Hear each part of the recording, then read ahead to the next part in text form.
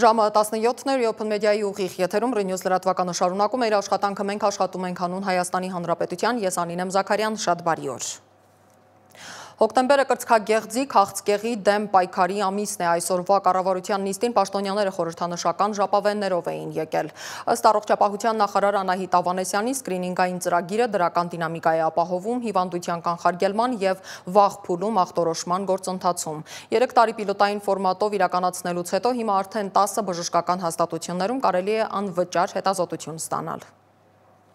Վերջին տարիների միջամտությունները այդ սկրինինգային ծրագրերի անգամ հատվածական ներդրումը, վիրահատությունների պետական պատվերով փոխհատուցումները, որոշակի դեղորայքի տրամադրումը արդեն իսկ մեր վիճակագրության վրա շատ լավ ազդեցություն է ունեցել եւ մենք եւ 23 թվականի եւ 24 թվականի վիճակագրական տվյալներով ունենք մահացության նվազում քաղցկեղի հիվանդությունների պարագայում։ Մենք ունենք հայտնաբերման ավելացում։ Այսօրվա կառավարության նիստից հետո տեղի ունեցած ճեպազրույցի ընթացքում Նիկոլ Փաշինյանը հերքել է իրեն ուղղված մեղադրանքները կապված եկեղեցուն թիրախավորելու հետ։ Ըստ նրա Հայաստանում դեպքեր եղել են, երբ եպիսկոպոսը քրեական պատասխանատվության ենթարկվել։ Նախ սկսենք նրանից, որ իմ կողմից հայ առաքելական եկեղեցու վրա հարձակում չկա, որևէ տեղ գրած չի, որ կաթողիկոսի պաշտոնում գտնվող անձը եւ եկեղեցին նույնական են։ Էլ չեմ ասում նախկինում Հայաստանում դեպքեր եղել են, երբ որ եպիսկոպոս քրեական պատասխանատվության է ենթարկվել եւ տարիներ է անցկացրել բանտում։ Հիմա իմիջայլոց, եթե ես իմ լրագրողական տարիներից եմ դա հիշում, բայց ես հասկանում եմ, որ մեր իրականության մեջ այդ հիշողությունը չկա։ Քրեական օրենսգրքով առնվազն կալանավորվել է եւ երկար ժամանակ, չգիտեմ, դատավճիռ եղել է, թե չէ։ Եթե չեմ սխալվում, նույնիսկ այնը կարող է հիշեմ, կարծեմ ասողիկ սրբազան, ասողիկ եպիսկոպոսը կալանավորվել է։ Երևան քաղաքի առաջին ատյանի ընդհանուր իրավասության քրեական դատարանը բավարարել է քննիչի ներկայացրած միջնորդությունը եւ Արագածոտնի թեմի առաջնորդ Մկրտիչ եպիսկոպոս Պրոշյանը 2 ամսով կալանավորվել է։ Սրբազանի պաշտպաններից Երեմ Սարգսյանը լրագրողներին տեղեկացրել է, որ այս պահին հոդվածներից մեկը, որը մեղսագրվում է Սրբազանին, այն պահին, երբ ենթադրյալ արարքը կատարել է, հանցագործություն չի հանդիսացել։ Մյուս հոդվածով էլ վերաբերում է հարկադրանքին, մեղադրողներն ըստ նրա չեն կարողացել ցույց տալ, թե ինչ եղանակով է այդ հարկադրումը կատարվել։ Հիշեցնենք, որ հոկտեմբերի 15-ին վաղ առավոտից քննչական կոմիտեն ԱԱԾ-ի ուղեկցությամբ խուզարկություններ է իրականացրել Արագածոտնի թեմի մի շարք հոգևորականների տներում, ինչպես նաև հենց Արագածոտնի թեմի առաջնորդարանում։ 3 անձ, այդ թվում թեմի առաջնորդ Մկրտիչ եպիսկոպոս Պրոշյանը ձերբակալվել են, ապա կալանավորվել։ Մկրտիչ Սրբազանի գործով ներգրավված քննչական խումբը բաղկացած է 54 քննիչից։ Ըստ էության տեսակցությունները սահմանափակեց այլ անձանց հետ բացառությամբ մերձավոր ազգականի, այսինքն մոր, այլընտրանքային խափամիջոցների կիրառումը, տնային կալան, գրավ եւ այլն գտավ, որ այս պահին բավարար չէ։ Գործարար եւ բարերար Սամվել Կարապետյանի կալանքն էլ երկարաձգվել է 30 օրով, որոշումը կայացրել է հակակոռուպցիոն դատարանը Վահե Դոլմազյանի նախագահությամբ։ Հիշեցնեմ, որ հունիսի 17-ին Սամվել Կարապետյանի տանը խուզարկություն իրականացվեց այն բանից հետո, երբ նա հրապարակավ աջակցություն էր հայտնել հայ առաքելական եկեղեցուն։ Կարապետյանը 2 ամսով կալանավորվել էր հունիսի 18-ին։ Օգոստոսի 15-ին հակակոռուպցիոն դատարանի դատավոր Տիգրան Դավթյանը 2 ամսով երկարացրել էր Կարապետյանի կալանքի ժամկետը։ Վարչապետ Նիկոլ Փաշինյանը կառավարությունում հյուրընկալել է աշխատանքային այցով մեր երկրում գտնվող Բելգիայի թագուհի Մաթիլդային։ Վարչապետը հույս է հայտնել, որ նորին մեծությունը մեր երկրից կստանա ջերմ տպավորություններ։ Նիկոլ Փաշինյանն ընդգծել է թագուհի Մաթիլդայի առաջնորդությունը որպես ՄԱԿ-ի կայուն զարգացման նպատակների պաշտպան ու հավելել, որ Հայաստանը հետևողական քայլեր է ձեռնարկում օրակարգ 2030-ի շրջանակում ստանձնած պարտավորությունները լավագույնս կյանքի կոչելու համար։ Նորին մեծությունն ասել է, որ տպավորված է Հայաստանով, մինչև այդ Բելգիայի թագուհին առողջապահության նախարարի հետ այցելել էր Ավան հոգեկան առողջության կենտրոն։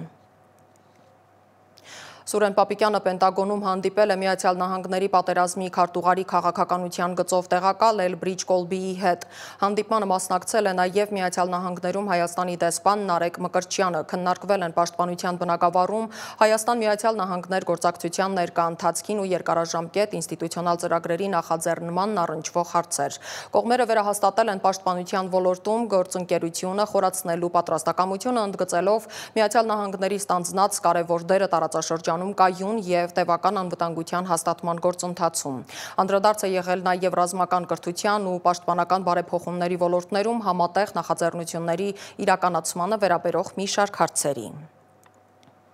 Միացյալ Նահանգների պատերազմի քարտուղար Փիթ Հեգսեթը հայտարարել է, որ Միացյալ Նահանգները և նրա դաշնակիցները կձեռնարկեն անհրաժեշտ քայլեր, որպեսզի ստիպեն Ռուսաստանին հատուցել շարունակական ագրեսիայի համար։ Եթե մենք ստիպված լինենք անել այդ քայլը, պատերազմի գերատեսչությունը պատրաստ է ներդնել իր լուման այնպես, ինչպես ի վիճակի է միայն Միացյալ Նահանգները։ Հայտարարել է Հեգսեթը ՆԱՏՕ-ի կենտրոնակայանում կայացած Ռամշտայն կոնտակտային խմբի նիստում։ Հեգսեթը դաշնակիցներին կոչ է արել ավելացնել Ուկրաինայի համար ամերիկյան զենքի գնման ծախսերը։ Իդեպ այդ նիստից վերադարձին Հեգսեթին տեղափոխող ինքնաթիռ նաղետի ազդանշան է տվել օդաչուի խցիկի ճաքած պատուհանի պատճառով։ Նրա Բոյինգը հետ է շրջվել Ատլանտյան օվկիանոսի երկնքում և ուղևորվել դեպի Մեծ Բրիտանիա։ Այնտեղ ինքնաթիռն արտակարգ վայրէջք է կատարել, որը բարեհաջող է ավարտվել։ Վերջին շաբաթների ընթացքում ամերիկյան սենատն 9-րդ անգամ մերժել է հանրապետականների ներկայացրած օրինագիծը, որը նպատակ ուներ ֆինանսավորել դաշնային կառավարությանը, որի աշխատանքը ներկայում մասամբ դադարեցված է։ Հանրապետականների ներկայացրած օրինագծին կողմ է քվեարկել 51 սենատոր, դեմ 44-ը հաստատման համար անհրաժեշտ էր 60 ձայն։ Սպիտակ տան կառավարման և բյուջեի գրասենյակը հայտարարել է, որ Վաշինգտոնի վարչակազմը մտադիր է շարունակել վճարել զինվորական ու իրավապահ մարմինների աշխատակիցներին, չնայած դաշնային կառավարության աշխատանքի մասնակի դադարեցմանը և միաժամանակ նախատեսում է հետագա կրճատումներ կառավարության ապարատում։ Հիշեցնեմ, ամերիկյան դաշնային կառավարության շաթդաունը սկսվել է հոկտեմբերի 1-ի կեսգիշերին ֆինանսավորման բացակայության պատճառով։ Միջազգային լրահոսին հետևում է իմ գործընկեր Դավիթ Քենջոյանը։ Ռուսաստանի պաշտպանության նախարարությունը հայտարարել է, որ իր զորքերը դուրս են մղել ուկրաինական ուժերին Դնեպրոպետրովսկի մարզի Օլեքսեևկա և Դոնեցկի մարզի Նովոպավլովկա բնակավայրերից։ Գերատեսչության տվյալներով գիշերվա ընթացքում ռուսական հոպ ուժերը խոցել են 51 ուկրաինական անօդաչու թռչող սարք։ ՆԱՏՕ-ի գլխավոր քարտուղար Մարկ Ռյուտեն ասել է, որ Ուկրաինայի համար զենք գնելու ծրագրին միացել է 16 երկիր։ Նրանք 3 միլիարդ եվրո կտրամադրեն Կիևի համար ամերիկյան սպառազինություն ձեռք բերելու համար։ No, we were not happy with him buying oil. Դոնալդ Թրամփը հայտարարել է, որ Հնդկաստանի վարչապետ Նարենդրա Մոդին իրեն խոստացել է ռուսական նավթ չգնել։ Թրամփը սա մեծ քայլ է անվանել եւ հավելել, որ այժմ նպատակ ունեն համոզել նաեւ Չինաստանին գնալ նույն քայլին։ Ուկրաինայի նախագահ Վոլոդիմիր Զելենսկին հայտնել է, որ Հունաստանի վարչապետի հետ քննարկել է Միացյալ Նահանգներից Ուկրաինային բնական գազի մատակարարման հնարավորությունը։ Զելենսկին նաեւ նշել է, որ Թրամփի հետ իր սպասվող հանդիպումը կարող է իսկապես վերջ դնել պատերազմին, շնորհիվ Վաշինգտոնի համաշխարհային ազդեցության։ Մոսկվայում կայացած հանդիպման արդյունքում Ռուսաստանի նախագահ Վլադիմիր Պուտինը և Սիրիայի նոր ղեկավար Ահմեդ Ալ-Շարան վերահաստատել են երկու երկրների միջև սերտ կապերը պահպանելու մտադրությունը։ Ալ-Շարան երաշխավորել է, որ Դամասկոսը կհարգի նախկինում կնքված բոլոր պայմանագրերը, ինչը ճանապարհ է բացում ռուսական ընկերությունների համար շարունակելու և ընդլայնելու իրենց գործունեությունը Սիրիայի էներգետիկ ոլորտում։ Կողմերը մասնավորապես քննարկել են նավթային նախագծերում համագործակցությունը, որն առանցքային է պատերազմից հետո սիրիական տնտեսության վերականգնման համար։ Միացյալ Նահանգների և Վենեսուելայի միջև լարվածությունը կրկին սրվել է։ Դոնալդ Թրամփը հաստատել է, որ կենտրոնական հետախուզական վարչությանը թույլատրել է գաղտնի գործողություններ իրականացնել նախագահ Նիկոլաս Մադուրոյին իշխանությունից հեռացնելու նպատակով։ Այս քայլին զուգահեռ Միացյալ Նահանգները ավելացրել է իր ռազմական ներկայությունը Կարիբյան ծովում և հարվածներ է հասցրել վենեսուելական նավերին թմրաշրջանառության մեղադրանքով։ Ի պատասխան Վենեսուելան ակտիվացրել է իր անվտանգության կառույցները, իսկ Մադուրոն Վաշինգտոնին մեղադրել է կենտրոնական հետախուզական վարչության միջոցով հեղաշրջում նախապատրաստելու և երկրի նավթային ռեսուրսները զավթելու փորձի մեջ։ ԱՄՆ պաշտպանության նախարար Փիթ Հեգսեթին տեղափոխող ինքնաթիռը դիմապակու ճաքի պատճառով չնախատեսված վայրէջք է կատարել Միացյալ Թագավորությունում։ Պենտագոնը հայտնել է, որ Բրյուսելից վերադարձող նախարարը և ինքնաթիռում գտնվող մյուս բոլոր անձինք անվտանգ են։ Նշվում է, որ սա առաջին դեպքը չէ, երբ Միացյալ Նահանգների բարձրաստիճան պաշտոնյային տեղափոխող ռազմական ինքնաթիռի հետ տեխնիկական խնդիրներ են առաջանում։ Մերձավոր Արևելքում հրադադարի համաձայնագրի շրջանակում շարունակվում է դիերի փոխանակումը։ Համասը Իսրայելին է փոխանցել պատանդների հերթական դիերը, իսկ Իսրայելը վերադարձրել է պաղեստինցի տասնյակ կալանավորների մասունքներ։ Այս գործընթացը սրել է լարվածությունը, քանի որ Իսրայելը մեղադրել է Համասին դիերի վերադարձը դանդաղեցնելու մեջ, սպառնալով փակ պայել Ռաֆա անցակետը եւ դադարեցնել մարդասիրական օգնության հոսքը։ Համասի կողմից նոր դիերի փոխանցելուց հետո Իսրայելը վերսկսել է անցակետի բացման նախապատրաստական աշխատանքները։ Միևնույն ժամանակ Դոնալդ Թրամփը զգուշացրել է, որ կարող է թույլատրել ռազմական գործողությունների վերսկսումը, եթե Համասը չկատարի գործարքի իր մասը։ Դավիթ Գենջոյան, Reopen Media։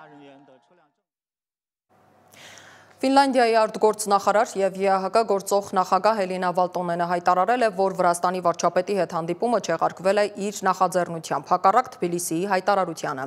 Նախորդին Իրակլի Կոբախիձեն հայտարարել էր, որ չի հանդիպի Վրաստան այցելած ԵԱՀԿ նախագահողին իր երկրում ծավալվող իրադարձությունների հանդեպ եվրոպական կառույցների կողմնակալ դիրքորոշման պատճառով։ Վալտոնենը հերքել է վրացական իշխանությունների մեղադրանքները, թե ինքը կեղծ հայտարարություններ է արել կամ մասնակցել է ընդդիմության հանրահավաքին։ Ամենայն դեպս նույն հարցազրույցում նա աջակցություն է հայտնել Վրաստանում խոսքի ազատության համար պայքարողներին։ Վրաստանում Հելենա Վալտոնենը հանդիպել է արտգործնախարար Մակա Բոչորիշվիլիի հետ եւ իր մտահոգությունները հայտնել Վրաստանում ժողովրդավարության վիճակի վերաբերյալ։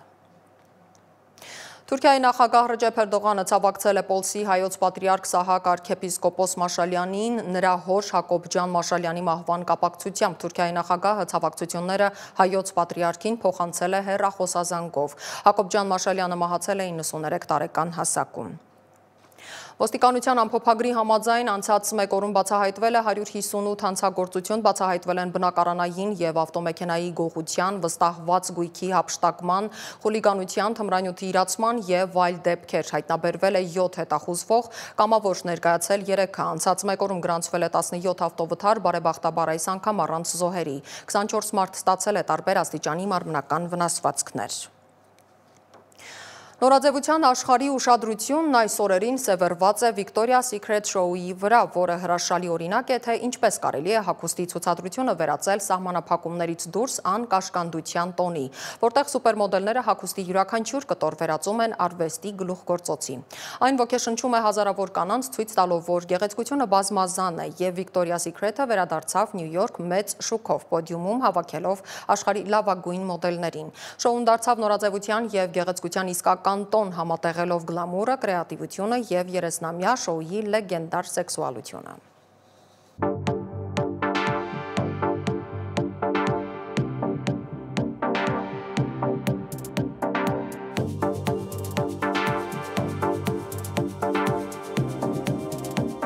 Նորաձևության աշխարհի ամենասպասված իրադարձություններից մեկը Victoria's Secret Fashion Show-ն 2025-ին կրկին վերադարձավ Բրուքլինի Stenier ստուդիոյի շքեղ բեմ։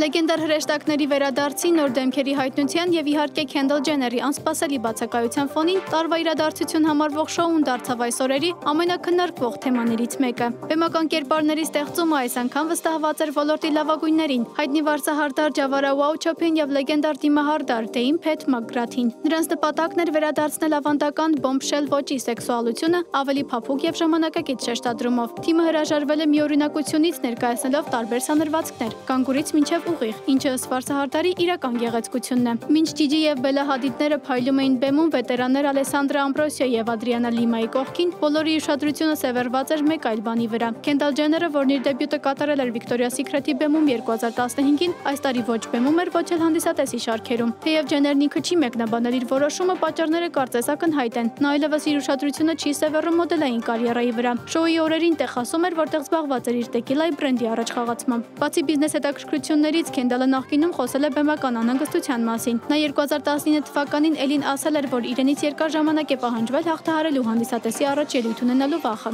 Անի Հովհաննիսյան, Reopen Media։ Այսքանը այս ժամի համար հիշեցնեմ, որ մեզ կարող եք գտնել սոցիալական բոլոր հարթակներում, մենք աշխատում ենք հանուն Հայաստանի Հանրապետության։ Ես Անին եմ Զաքարյան, ձեզ հրաժեշտ եմ տալիս, բարի ու խաղաղ երեկո բոլորիս, կհանդիպենք։